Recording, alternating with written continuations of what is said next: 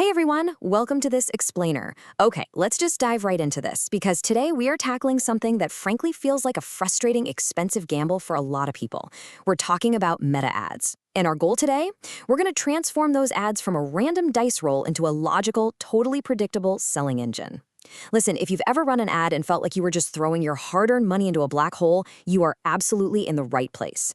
We're going to break down exactly how these ads function, not just as, random boosted posts hoping for the best, but as a complete system. By the end of this explainer, you won't just know how to run ads. You're going to know exactly how to read them and how to diagnose what's actually working and what's falling flat. So we're going to start by tackling a really fundamental question. Why do ads actually work? Most beginners fall right into this trap. They think ads work simply because they're loud or super clever or just incredibly repetitive.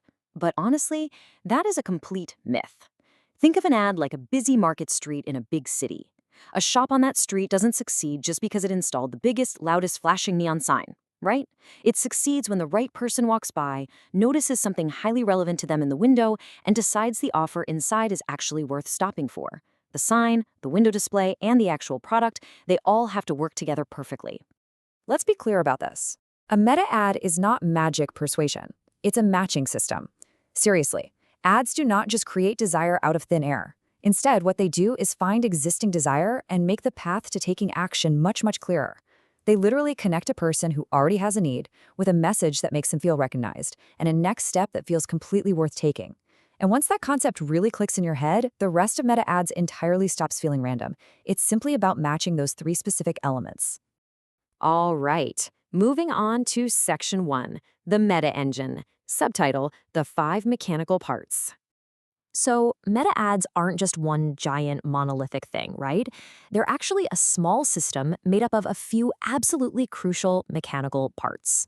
And here's the kicker. If any single one of these parts fails, the entire engine feels weak. That is exactly why you might be getting thousands of views, but literally zero sales. Let's break that engine down piece by piece. First up, targeting. Now, a lot of people think targeting is like a magic metal detector that's guaranteed to find buyers. Actually, scratch that, it's not. It's much more like choosing where to stand. It simply answers the question, who should see this? Next is creative. If targeting is where you stand, your creative is how you speak.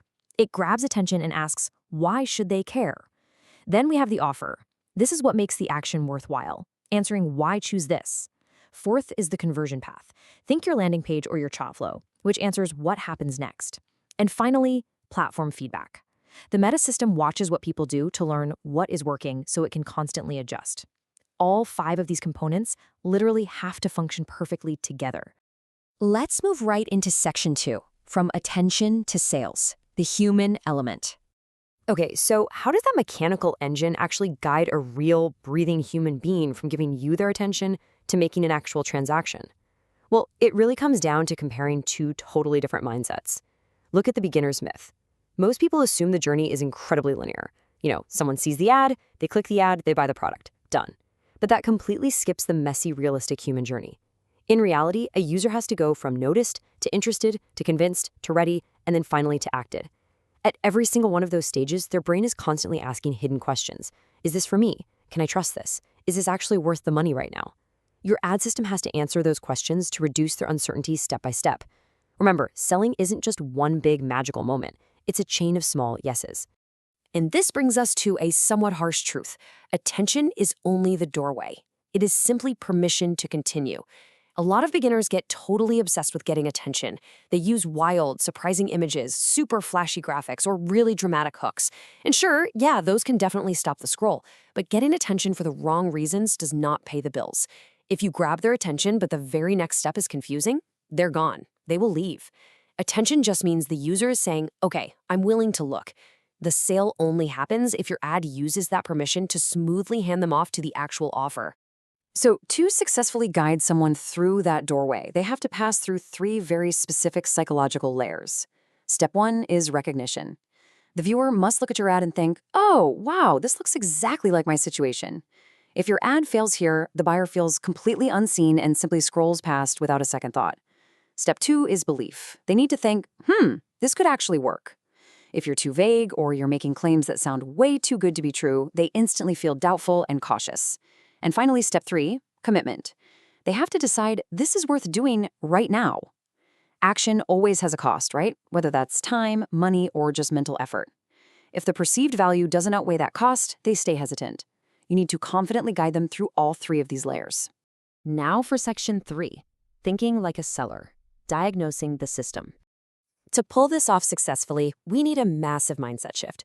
We are moving entirely away from blindly running ads and just hoping for a viral hit, to actively diagnosing our system exactly like a true business owner would. Let's look at a classic, extremely frustrating problem. Why do ads get clicks but no sales? Well, this highlights the vital difference between creating curiosity, which gets you a click, and creating confidence, which actually gets you a sale. If people are clicking but not buying, do not just assume they aren't interested. Instead, you need to look really closely at the mechanics. Maybe your super dramatic hook attracted the wrong kind of curiosity.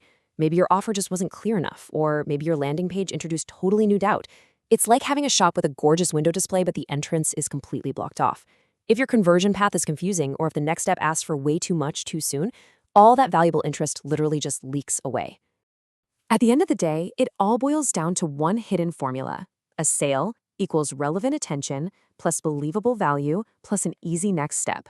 When your targeting places you right in front of the exact right crowd and your creative earns their relevant attention, your offer provides truly believable value, and your landing page gives them a super easy next step, guys, that is when a purchase feels completely natural. You literally never need to be pushy or overly salesy when these core elements are perfectly aligned. So, I really want to leave you with this question to ponder today. Now that you can actually see the system, what are you going to diagnose first? You've crossed the line from seeing ads as random luck to truly understanding how demand actually moves. So next time you're staring at a failing campaign, don't just guess, don't just blame the algorithm. Look for the broken link in your matching system. Are you failing at recognition, belief, or commitment? Take this framework, apply it to your own engine, and let's turn that uncertainty into predictable, repeatable action. Thanks so much for joining me on this explainer, and hey, happy diagnosing.